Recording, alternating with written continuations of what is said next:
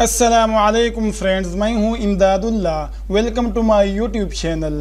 دوستوں، اگر آپ اپنے کمپیوٹر یا لیپ ٹاپ کے اندر کورل ڈرا استعمال کر رہے ہیں تو یقیناً آپ کچھ پرابلمز اور کچھ مسائل کا سامنا کرتے ہوں گے۔ ہوتا یہ ہے کہ جب ہم اپنے کمپیوٹر کے اندر کورل ڈرا کو انسٹال کر لیتے ہیں تو کچھ دنوں تک تو یہ پراپر صحیح طرح سے کام کرتا ہے، لیکن کچھ دنوں کے بعد یہ گڑبڑ شروع کر دیتا ہے۔ جب آپ اس پر کلک کرتے ہیں، آپ اس کو اوپن کرنا چاہتے ہیں تو یا تو آپ کے سامنے کوئی ایرر آ جاتا ہے یا پھر یہ ہوتا ہے کہ جب آپ اس پر کلک کر لیتے ہیں اور یہ اوپن ہونا شروع ہو جاتا ہے تو بیچ میں ہی یہ اسکرین سے ہٹ جاتا ہے اور یہ آپ کے پاس اوپن نہیں ہوتا ہے۔ میرے پاس بھی کورل ڈرا انسٹال ہے۔ اب ہم اس پر کلک کر لیتے ہیں کہ یہ کیا کرتے ہیں تو دوستو ہم نے اس پر کلک کر لیا اور اب آپ دیکھیں گے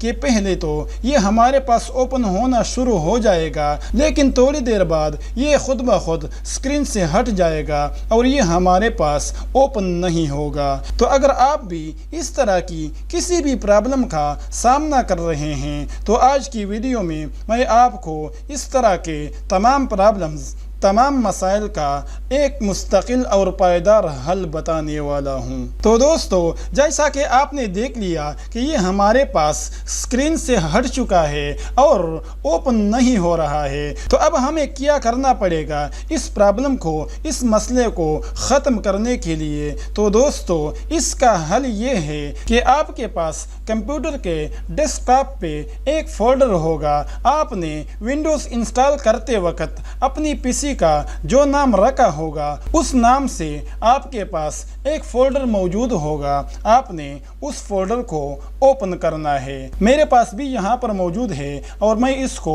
اوپن کر رہا ہوں۔ اوپن کرنے کے بعد اب آپ نے آنا ہے فائل کے مینیو میں اور یہاں پر ہمارے پاس تیسرا آپشن ہے change folder and search options. اس پر آپ نے کلک کرنا ہے۔ اس پر کلک کرنے کے بعد یہ ڈائلاگ باکس آپ کے سامنے کھل جائے گا۔ اس میں دوسرا آپشن ہے ویو کا، آپ نے اس کے اوپر آ جانا ہے۔ یہاں پر آنے کے بعد اب آپ نے اس والے آپشن کے اندر چیک لگانا ہے، اپلائی کے بٹن کو پریس کرنا ہے اور اوکے کے بٹن کو بھی پریس کرنا ہے۔ اتنا کرنے کے بعد اب یہاں پر ہمارے پاس ایپ ڈیٹا کے نام سے ایک فولڈر آ چکا ہے۔ اس کو آپ نے اوپن کرنا ہے۔ اوپن کرنے کے بعد اب آپ نے رومنگ کے آپشن پر آنا ہے اور یہاں پر ہمارے پاس تیسرے نمبر پر کورل کے نام سے ایک فولڈر موجود ہے۔ اس کو آپ نے اوپن کرنا ہے۔ اب یہاں پر اس کے اندر 3 فولڈرز موجود ہے۔ آپ نے ان تینوں کو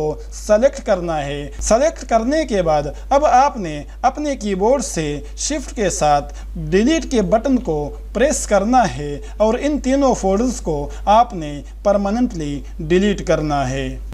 ڈیلیٹ کرنے کے بعد اب آپ نے اس کو کلوز کرنا ہے۔ کلوز کرنے کے بعد اب اگر آپ کورل ڈرا کو اوپن کرو گے تو وہ آپ کے پاس اوپن ہو جائے گا۔ یہ بالکل اسی طرح بن چکا ہے جس طرح ہم نے پہلی مرتبہ اس کو اپنے کمپیوٹر میں انسٹال کیا تھا۔ گویا کہ یہ بالکل ہمارے پاس 0 میٹر ہو گیا ہے اور اب یہ ہمارے پاس کھل جائے گا۔